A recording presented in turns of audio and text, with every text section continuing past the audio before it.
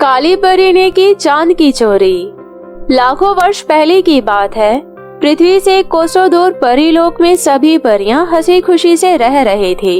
वहीं परीलोक में रानी परी ने परीलोक के 1000 साल पूरे होने की खुशी में एक बहुत बड़ी पार्टी रखी थी। पार्टी में सभी परियां नए नए कपड़े आदि पहनकर आए हुए थे। पूरे परीलोक में जश्न का माहौल था, किंतु उसी परीलोक के एक कोने में एक गुफा थी, जहां काली परी नाम की एक परी रहती थी। काली परी बाकी परियों से बिल्कुल अलग थी। काली परी बाकी परियों से बातें करना पसंद नहीं करती थी और वो बिल्कुल अलग अलग से रहती थी। 20 साल पहले परीलोक के शाही खजाने से चोरी करने की वजह से रानी परी ने काली परी को उस गुफा में रहने की सजा दी थी, जिस वजह से वो अकेली ही परीलोक के बाहर उस काली गुफा में रहती थी। 20 साल तक सजा काटने के बाद भी काली परी के मन में रानी परी से बदला लेने का जुनून अभी भी बाकी था। काली परी ने बदले की भावना से पास के चुड़ैल लोक की चुड़ैलों से दोस्ती कर ली थी और उनकी काली शक्तियाँ सीख ली थी। काली परी एक परी होने के बावजूद भी परियों का बुरा ही सोचती थी। एक बार काली परी चुड़ैलों के भड़कावे में आकर रानी परी की हत्या की साजिश करती है, परंतु कड़ी सुरक्षा के वजह से वो अपने इरादे में कामयाब नहीं हो पाती। इसी तरह दिन निकल रहे थे। एक दिन काली परी चुड़ैल लोग घूमने जा रही होती है। चुड़ैल लोग जाकर वो परीलोक के सभी गुप्त समाचार चुड़ैलों की रानी डायना को सुनाती थी। मेरी बात सुनो, हमारी दोस्ती पिछले 20 सालों से है और मैं हमेशा तुम्हारा भला ही चाहती हूँ, इसलिए मेरे पास तुम्हारे लिए एक आइडिया है। कैसा आइडिया मेरी बहन? क्या तुम्हें वो चंद्रमा दिखाई दे रहा है? हाँ, इसमें क्या नई बात है, वो तो हर रोज ही दिखाई देता है। अरे मूर्ख, तभी तो तुम्हें परीलोक से बाहर निकाल दिया गया है। अगर तुम्हें जरा भी दिमाग होता तो तुम उस चांद को अपने कब्जे में करने की सोचती। तुम्हें पता नहीं है कि दुनिया भर की शक्ति इस चांद के अंदर समाई हुई है। अगर ये चांद हमारे कब्जे में आ जाए तो हम दोनों दुनिया के सबसे ताकतवर चुड़ैल बन जाएंगे। परंतु ये कहने मात्र से संभव नहीं हो सकता। चांद भी कोई चुराने की चीज है भला? चांद के पास जाना भी असंभव है। तुम इसकी चिंता मत करो, चांद तक पहुंचाने की जिम्मेदारी मेरी है, परंतु चांद पर जाने की एक शर्त है। कैसी शर्त? मुझे दुनिया की सबसे ताकतवर चुड़ैल बनने के लिए कोई भी शर्त मंजूर है। पहले सुन तो लो। चुड़ैलों की गुरु माँ मंडावली ने मुझे बताया था कि चांद तक पहुँचने के लिए उनके पास एक जादुई सीढ़ी है, जिसका रास्ता सीधा चांद तक पहुँचता है। परंतु वो सीढ़ी हमने तुम्हारे परीलोक से ही चुराई थी और उस सीढ़ी पर कोई भी चुड़ैल या जादूगरनी नहीं चढ़ सकती। उस सीढ़ी पर केवल एक नेक और ईमानदार लड़की ही चढ़ सकती है, जो बिना किसी स्वार्थ के सीढ़ियाँ चढ़े। मुझे तुम्हारी इतनी बड़ी बड़ी बातें समझ नहीं आ रही, कृपया मुझे शॉर्ट में समझाइए।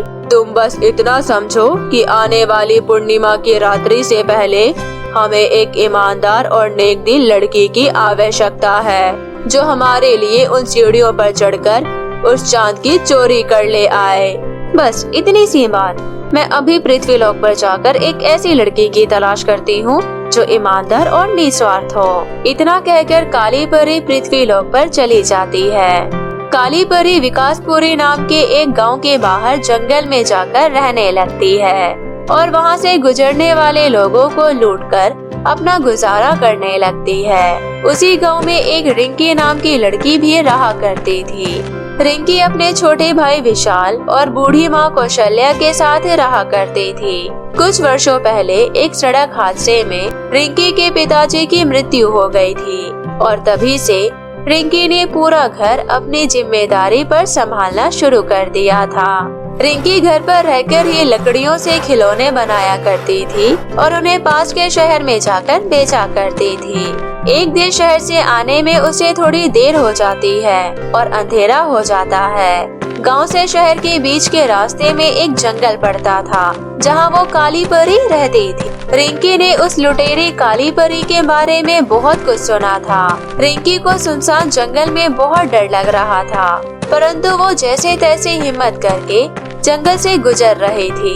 जंगल से गुजरते हुए काली परी की नजर रिंकी पर पड़ती है। लगता है ये एक ईमानदार और नेक लड़की है, अभी इसकी जरा परीक्षा लेती हूँ।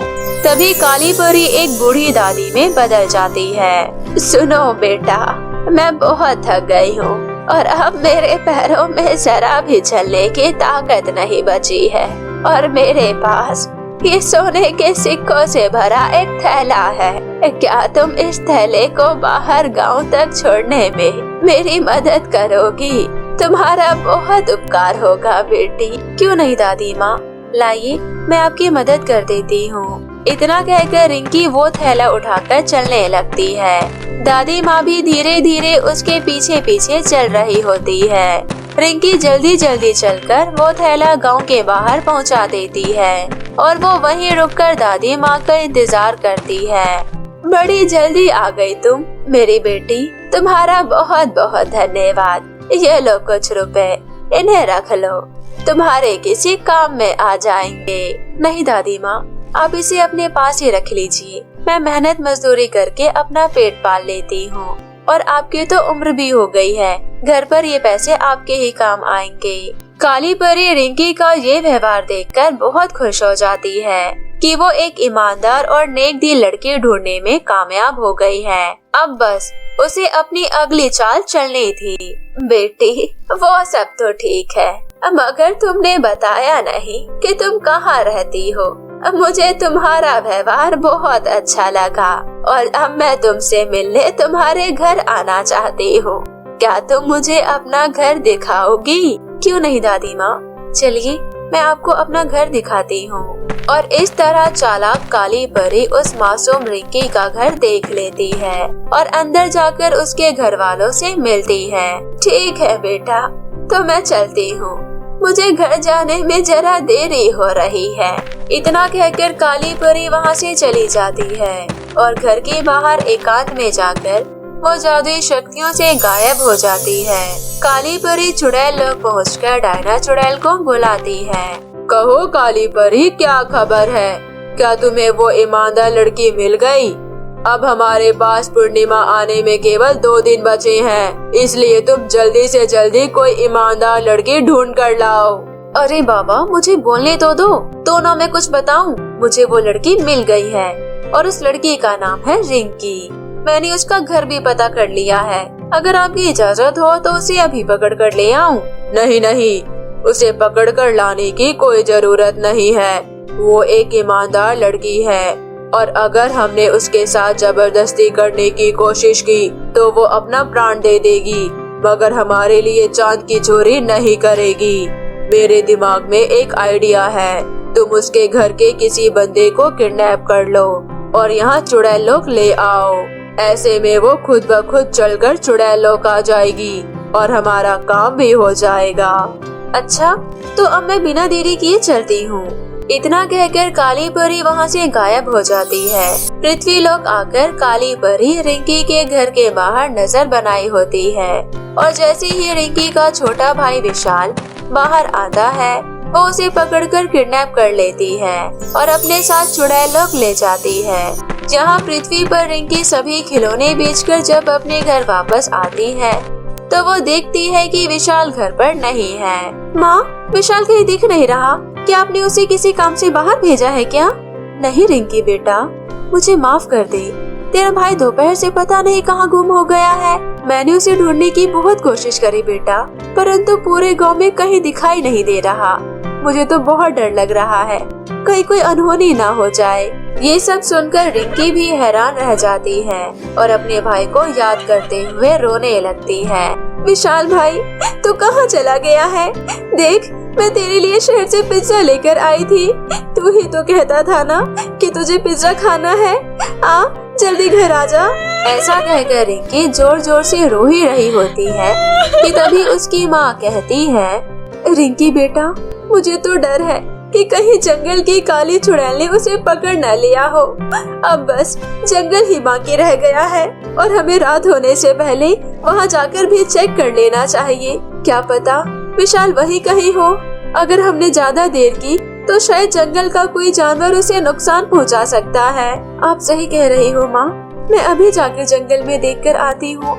आप घर पर ही रहकर मेरा इंतजार करना, कहीं मत जाना। इतना कहकर रिंकी एक मशाल लेकर जंगल की ओर निकल जाती है।